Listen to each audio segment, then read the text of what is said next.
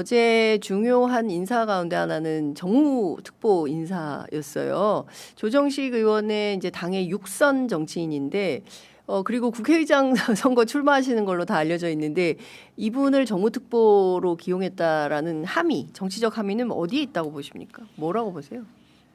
아무래도 대통령실 안에 정무수석도 있고 여러 참모들이 있긴 합니다만은 또 국회와의 관계에서 또 원내대표나 당 대표도 있긴 합니다만은 다선의 이 노련한 경험 네. 또 본인과의 어떤 충분한 소통이 가능한 그런 중진 의원을 통해서 국정 운영에 좀 도움을 받고자 하는 그런 뜻이 있겠죠. 뭐 알다시피 조정식 의원은 저랑 함께 네.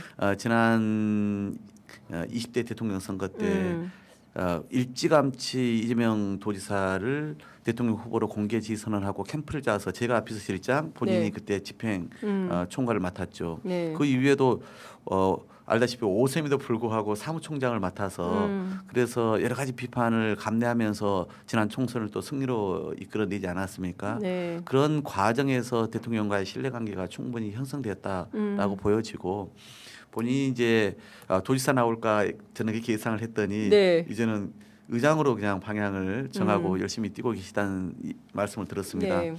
그러니까 저는 뭐 국회의장 되라고 힘을 실어줬다 이런 측면보다는 지금은 이제 더 고도의 정무적 판단이 많이 요구되는 시점으로 가고 있기 때문에 그런 신뢰가 있는 사람과의 어떤 소통 채널로서 기능 역할을 좀 주는 거 아니냐 네. 이렇게 저는 보는 편입니다. 네, 오늘 언론들은 이 사선의 정청래 대표를 조금 더 넘는 차원을 넘는 차원에서 어떤 정무 판단을 요하는 직위에 앉힘으로써 당청 관계에서 청와대 우위의 당청 관계를 가져가려고 하는 포석 아니냐 이런 분석이 있습니다. 어떻게 보세요? 저는 언론이 너무나 우리 안에 갈등을 좀 부추기는 측면이 있다고 생각해요. 그러니까 예를 들어서 밥을 할 때 농부처럼 이 쌀을 재배한 사람도 있어야 되는 것이고 물을 길러 와야 되는 사람도 있는 거고 불을 떼야 되는 사람도 있는 것이고 실제 밥이 제대로 이렇게 익는지 확인하는 사람도 필요한 거 아니겠습니까? 네. 다양한 역할 분담이 필요한 것이지 한 일만 다 똑같이 하면 어떻게 하겠습니까? 네. 이제 그런 점에서 그런 신뢰관계 그다음에 이 여러 가지 충분한 경륜 이런 것들이 고려되면서 그런 정무특보로서의 기능을 주지 않았나 싶고 이한주 전 민주연구원장 네. 저랑 함께 국정기획위원장으로 일했던 그 분도 이번에 정책특보로 임명하지 않았습니까? 네. 저도 그 이야기를 그 전부터 좀 들었습니다. 대통령실에서 그렇게 좀 임명할 예정이라고. 그건 그분이 그동안 대통령하고 오랜 시간 동안 정책 문제를 중심으로 해서의 어떤 동지적인 깊은 신뢰가 형성되어 있었고 네. 그래서 이재명 정부 5개년 계획을 저랑 함께 짰던 거 아니겠습니까? 그런데 현재 경인사 경제인문사회연구회 이사장인데 불구하고 또 정책특보 역할을 주잖아요. 네. 그러니까 그것은 본인의 오랜 인연 속에서 적재적소에 필요한 사람을 써서 다양한 네. 이야기를 듣겠다는 거 아니겠습니까? 제가 대통령의 특성을 어떤 저랑 가까운 친구이면서 네. 또 대통령보다 가까운 그런 그 의원입니다. 이분이 네.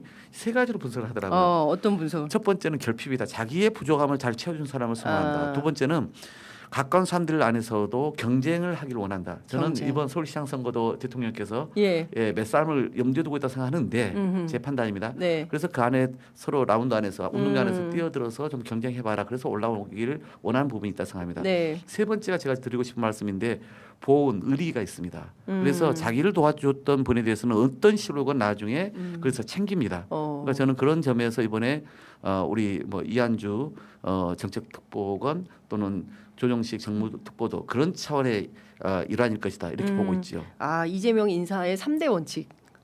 네, 저는 그렇게 사람이랑 관리 입장을 예, 그렇게 저는 곁에서 오랫동안 지켜보면서 네네. 저 또한 거기에 공감하고 있거든요. 그렇군요. 그러면 뭐 일각에서는 그런 얘기도 있죠. 아니 의장 선거 출마하시는 분을 이렇게 하면 좀 너무 세게 도와주시는 거 아니냐라는 반대에 계신 분들 출마자들 정원호 성동구청장의 경우에 빗대서 좀 분석하시는 분들도 있으시더라고요. 네. 아니, 그러니까 정원호 구청장 문제만 해도 제가 예. 그날 저녁에 대통령실하고도 통화를 해봤고 네. 그 이후에도 여러 번 확인했습니다만은 정원호 구청장만 띄워주겠다는 생각이 추호도 아니라는 거 아니겠습니까? 그건 분명한 사실이고 그러니까 경쟁. 정원호 구청장도 구청장으로서는 일을 잘하는데 네. 좀 인지도가 약하니 한번 마침 좋은 기사 있으니 이걸 알려주겠다라고 하는 마음이었을 거고 이렇게 네. 이제 좀 파급이 클 줄은 몰랐겠죠.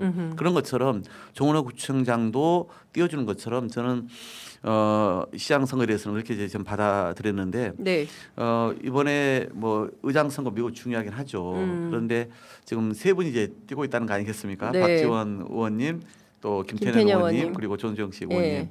세 분이 뛰고 있는데 서로의 장단점이 있는 것이고 최종적으로는 의원들의 판단이고 그리고 거기에 20%의 우리 권리당원들의 직접 투표가 예. 포함되지 않습니까? 예. 저는 대통령이 의장 선거를 염두에 두고 이렇게 했을 거라고만 생각하지는 않습니다.